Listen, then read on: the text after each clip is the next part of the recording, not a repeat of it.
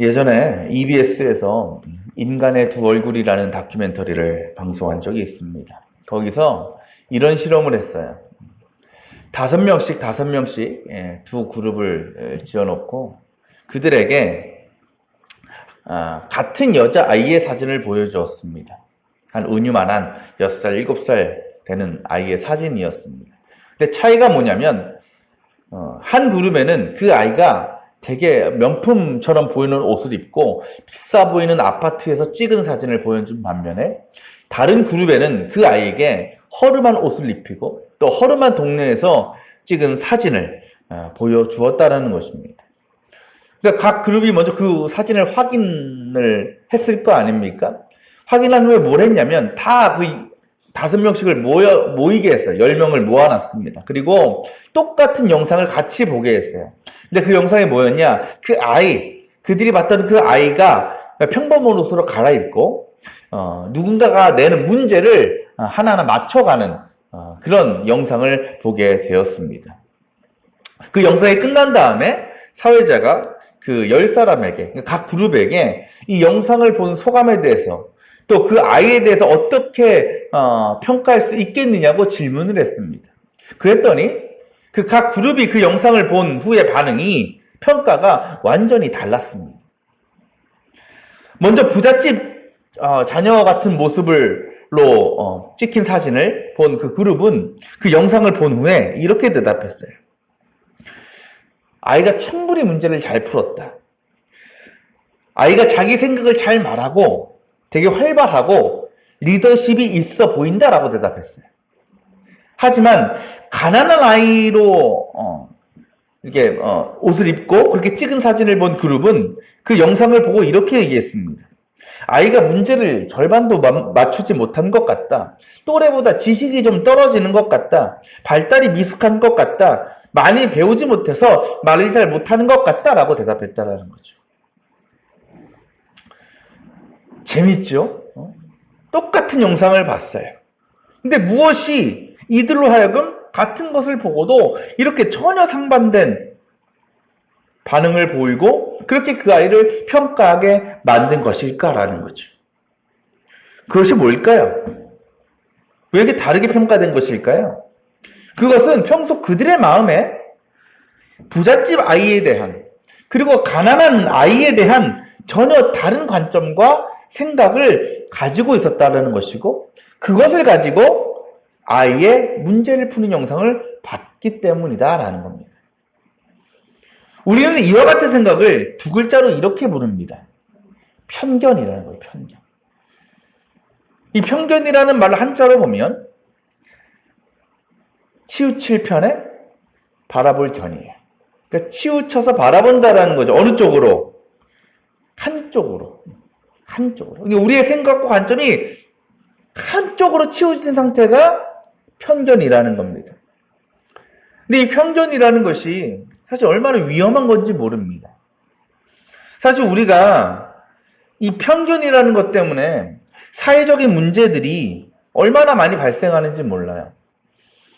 요즘 우리나라뿐 아니라 특히 최근에 미국에서도 굉장히 떠들썩했던 큰 문제가 되시는 이슈 중에 하나가 뭐였냐면 혐오, 차별에 대한 것이었죠. 아시아인에 대한 차별, 그렇죠? 흑인들에 대한 차별. 그런 혐오와 차별의 문제들이 어디서부터 시작되었느냐? 결국은 인간의 편견으로 시작되었다는 겁니다. 때문에 편견이 가득한 세상에서는 절대로 평화가 있을 수 없는 것이고 하나 될 수가 없는 거예요.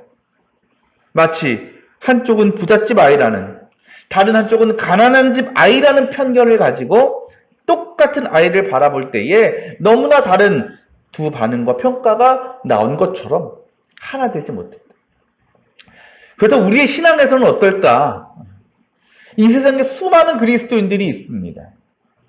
그런데 같은 하나님을 믿고 또 똑같이 구원받은 자로서 살아간다고 해서 그들 모두가 똑같은 신앙의 모습, 신앙의 수준을 보이지는 않습니다. 곧 그 신앙을 통해서 드러나는 삶의 형태, 영혼의 상태가 다르다라는 겁니다. 그러니까 언제나 보면 정말 하나님의 은혜 가운데 있는 것 같아. 그래서 늘 기쁨과 감사로 충만한 삶을 사는 성도들이 있는 반면에 전혀 그렇지 못하고 메마른 심령으로, 메마른 영으로 근심 걱정 같은 삶을 살아가는 성도도 있는 것이죠. 또 늘 성령님과 동행하면서 날마다 믿음의 열매를 누리며 그 은혜를 받고 살아가는 성도들이 있는 반면 그 신앙과 삶 가운데 전혀 믿음의 열매, 믿음의 결과라고 할 수 있는 것들이 전혀 보이지 않는, 하나님의 은혜라고는 전혀 누리며 살아가지 못하는 것 같은 성도들도 분명히 있다라는 거죠. 여러분은 이 두 가지의 모습 중에 어떤 신앙의 모습으로 살아가고 있습니까? 예수님께서 공생의 사역을 본격적으로 시작하신 곳은 갈릴리의 가버나움이라는 곳이었습니다. 가버나움. 그곳에서 예수님은요, 많은 사람들에게 복음을 가르치셨고 또 여러 기적도 행하셨어요. 그렇게 예수님께서 가버나움 지역에서 사역을 마치신 후에 다음 행선지로 정하신 곳이 있습니다. 그것이 바로 오늘 말씀에 나오는 지역이죠. 1절에 이렇게 말씀하시죠. 예수께서 거기를 떠나서 어디로 가셔요? 고향에 가셨다. 예수님의 고향이 어디입니까, 여러분? 여기서 말하는 고향이 어디냐? 나사렛이죠. 나사렛. 근데 어떤 분들은 예수님의 고향을 나사렛이라고 하면 이상하게 생각하시고 의아해하실 수도 있어요. 왜? 예수님이 태어나신 곳이 어디니까? 베들레헴이니까. 베들레헴. 마구간에서 태어나셨잖아요. 그렇다면 예수님의 고향은 어디예요? 베들레헴이어야 하지 않겠느냐라는 거죠. 맞아요. 예수님은 베들레헴에서 태어나셨어요. 하지만 어떤 일이 있었냐면 그 당시에 그 베들레헴 유대 지역을 다스리던 분봉왕 헤롯이 있었는데 그가 예수님을 죽이려 한다는 것을 예수님의 아버지인 요셉이 꿈을 통해서 듣게 되었어요. 그래서 죽일 수 없으니까 이집트로, 애굽으로 피난을 갑니다. 태어나자마자 피신을 갔어요. 그리고 나서 거기 살다가 헤롯 왕이 죽었거든요. 근데 죽게 되었으니까 이제 다시 유대 땅으로 돌아갈 수 있는 기회가 생긴 거예요. 그런데 요셉은 그렇게 하지 않았어요. 왜냐하면 그 헤롯 왕은 죽었지만 그의 아들이 그 지역의 왕으로 여전히 다스리고 있었기 때문에. 그래서 혹시나 또 돌아가면 그때 일을 또 기억하고 죽임당할까봐 못 간 거예요. 그래서 요셉이 베들레헴으로 가지 않고 그 아래쪽에 있는 갈릴리 지방으로 들어가게 되었고 그곳에 이 나사렛이라는 동네에서 정착을 하게 된 겁니다. 그렇게 예수님은 나사렛에서 살게 되셨고 공생애를 시작하시기 이전까지 거의 모든 시절을 이 나사렛에서 보내셨어요. 그러니까 태어난 건 베들레헴이지만 유아 시절, 유년 시절, 청소년 시절, 청년 시절을 다 나사렛에서 보내셨다라는 거죠. 우리가 보통 고향이라고 하면 우리가 생물학적으로 태어난 지역을 말하기도 하지만 때로는 어때요? 내가 가장 오랜 시간을 보냈고 어쩌면 내 기억에 가장 많이 남는 곳을 우리가 고향이라고도 부르잖아요. 그렇죠? 그런 의미로 볼 때 예수님께서는 베들레헴보다는 이 나사렛이 고향이었다라는 겁니다. 그렇게 예수님께서 자신의 인생에서 거의 모든 시절을 보낸 그 나사렛이 얼마나 애착이 깊겠어요. 얼마나 그 지역을 사랑하셨고 소중하게 생각하셨겠습니까? 그렇죠?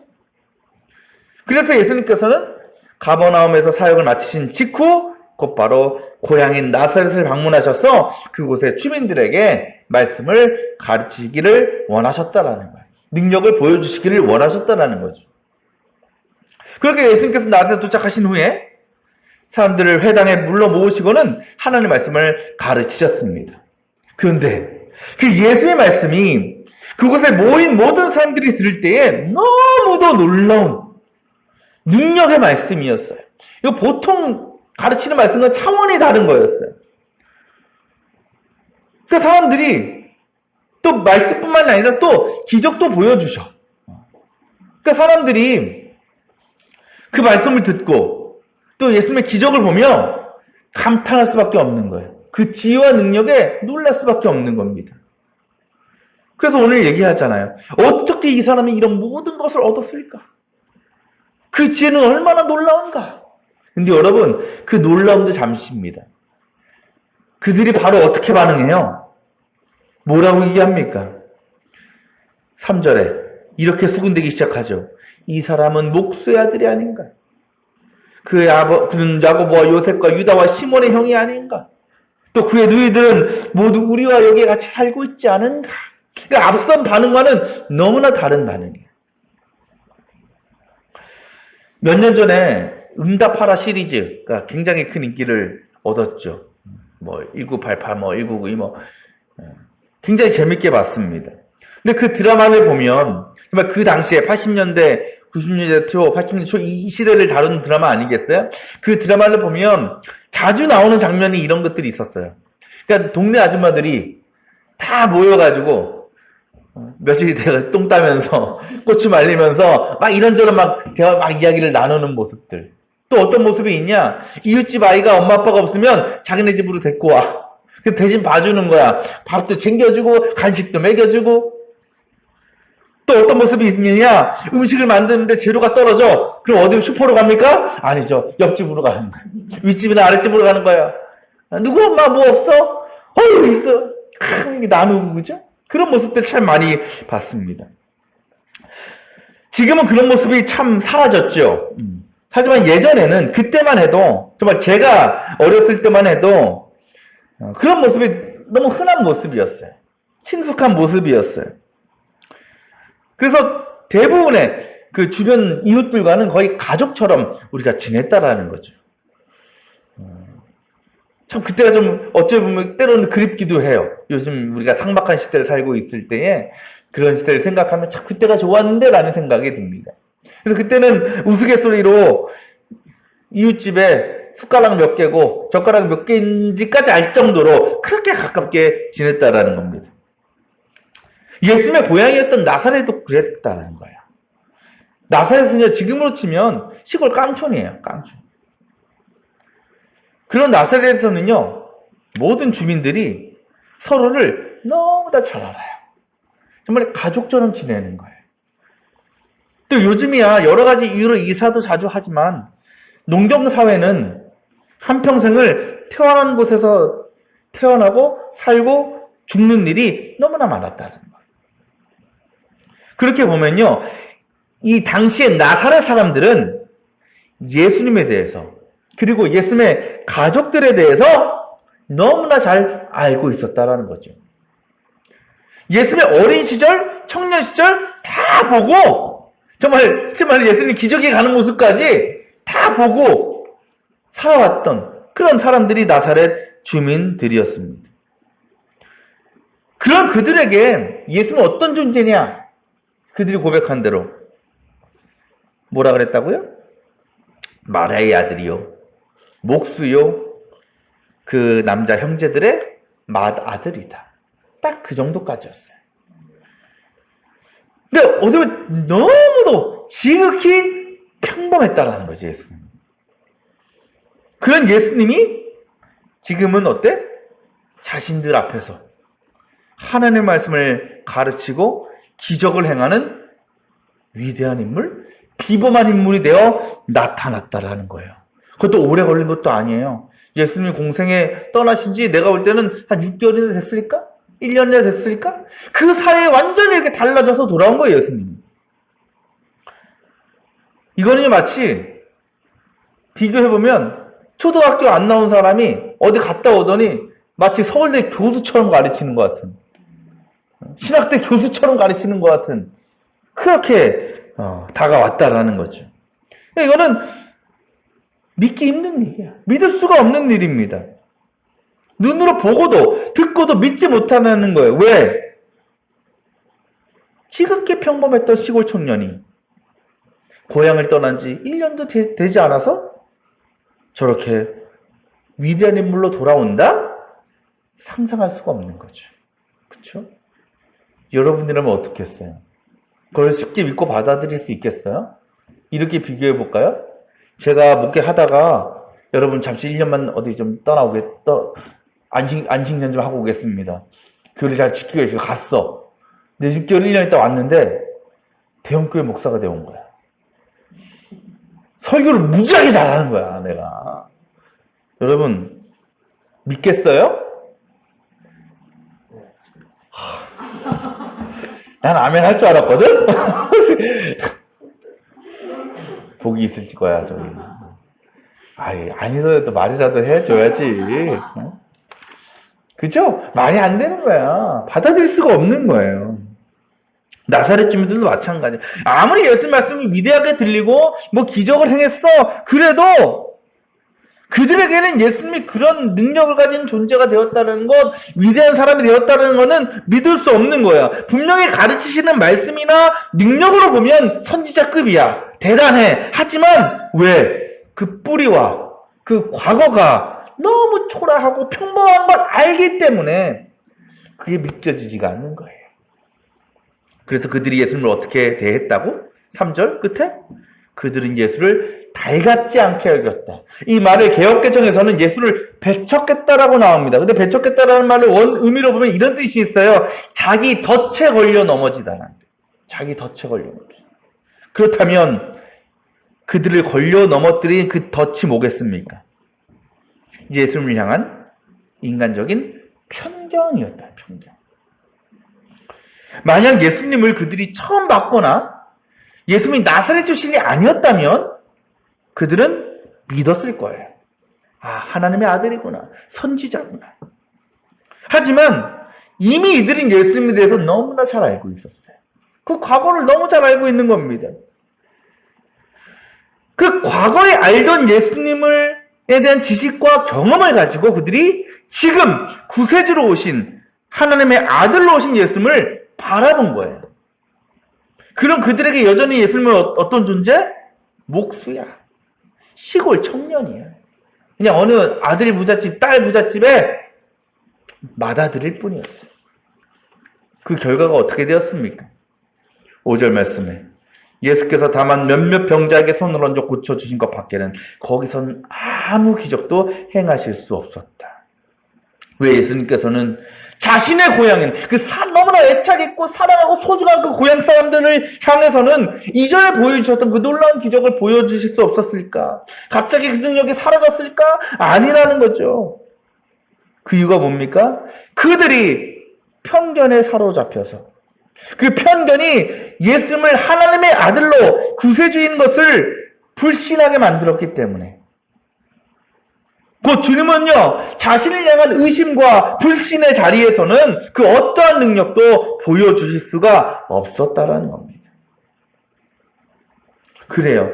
예수님은 능력의 주님이세요. 언제 어디서나 능력을 행하실 수 있습니다. 단 누구에게? 그분이 하나님의 아들이요, 선지자요, 구원자임을 믿는 자들에게는 아낌없이 그 능력을 보여주셨어요. 우리가 지난주 말씀에 나누었던 것처럼 혈류병 걸린 여인의 믿음이 어땠습니까? 어떤 믿음이었어요?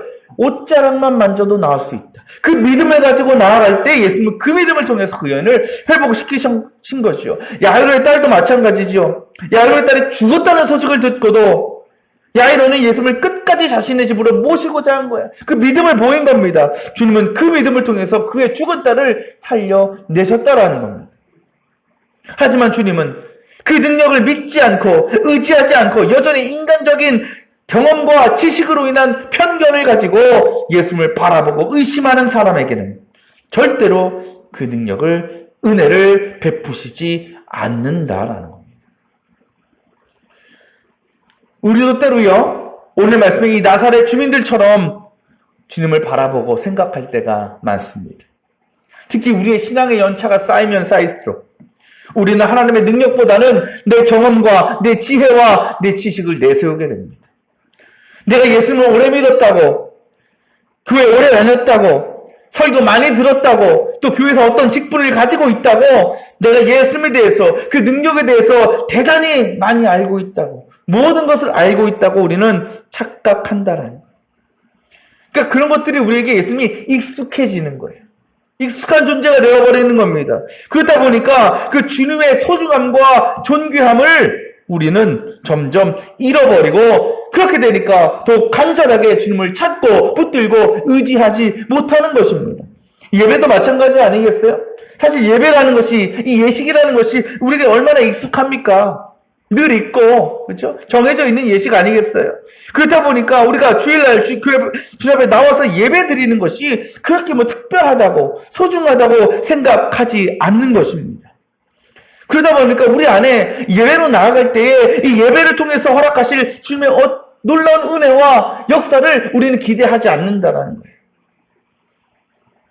그냥 루틴이야. 습관으로 앉았다. 그냥 돌아가요. 그러다 보니까 아무리 우리가 예배를 100번, 1000번, 10,000번 드린다고 해도 우리의 신앙의 수준은 정체되어 있는 것이고 그 삶 가운데 그 어떤 믿음의 결과가 나타날 수가 없는 겁니다.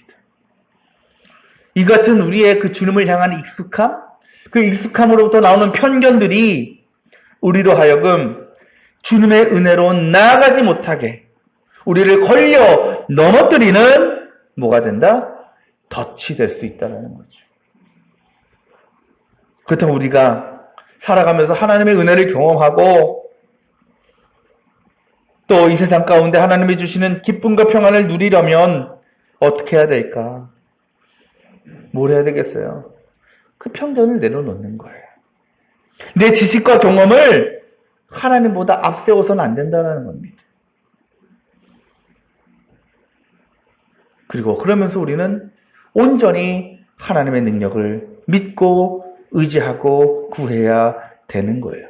그 믿음이 없으면 절대로 우리에게는 어떤 주님의 은혜로 능력도 역사도 경험할 수 없습니다. 변화될 수가 없어요. 변화될 수 없어요. 예수님께서 얼마나 자신의 사랑하는 고향 사람들에게 능력을 보여주시기를 원하셨을까요? 주님은 누구보다도 그들을 구원하시고 은혜 주시기를 원하셨을 거예요. 하지만 그들이 자신들의 편견에 여전히 사로잡혀서 예수님의 존재와 능력을 의심하고 불신했을 때에 그 어떤 능력도 주님은 행하실 수 없었다라는 거죠. 눈으로 기적을 보고도 능력의 말씀을 듣고도 감탄했으면서도 경험과 지식으로는 편견이 구원으로 은혜로 나아가지 못하게 하는 이것이 어떤 일이었다 예수님이 볼 때 믿지 않는 것에 놀라운 거예요. 믿지 않는 게 놀라워. 그렇죠? 우리가 그렇게 살아가고 있지는 않은가. 결국 주님은요, 그 고향에서, 그 사랑하는 고향 사람들 앞에서 아무 일도 못하시고, 그저 고향을 떠나가실 수밖에 없었던 것입니다. 사랑하는 여러분, 혹시 여러분 가운데 우리 자신의 인간적인 경험, 지식, 혹은 익숙함으로부터 나오는 그 주님을 향한 편견을 가지고 그 주님의 능력과 역사를 바라보고 판단하고 있지는 않습니까? 내가 좀 신앙생활 오래 했다고, 직분이 있다고, 여러 가지 사역 좀 했다고, 내가 주님을 꽤 많이 안다고 착각하면서 그것이 우리 주님을 향한 불신의 모습으로 나타나고 있지는 않습니까? 그리고 그것이 나의 믿음의 수준이 여전히 정체되어 있고 삶 가운데 그 어떤 은혜와 역사를 누리지 못하고 있는 이유는 아닐까요? 이 시간 지금도 우리에게 향하고 계시는 그 주님의 은혜를 가로막고 걸려 넘어지게 만드는 우리 안에 편견이라는 덫을 모두 거두어 낼 수 있기를 바랍니다. 오직 주님의 능력을, 은혜를 믿고 그것을 소망하며 믿음으로 나아갈 수 있기를 바랍니다. 그때 우리의 예배는 새로워질 거예요. 우리의 신앙은 날마다 든든히 세워져 갈 것입니다. 우리의 영혼은 성령께서 주시는 기쁨과 만족으로 충만해질 것입니다. 그렇게 믿음으로 나아가는 자에게 부어주시는 그 주님의 은혜와 능력이 우리 머릿돌교회 모든 성도들이 걸어가는 신앙의 발걸음 가운데 날마다 경험되어 지시기를 축원합니다.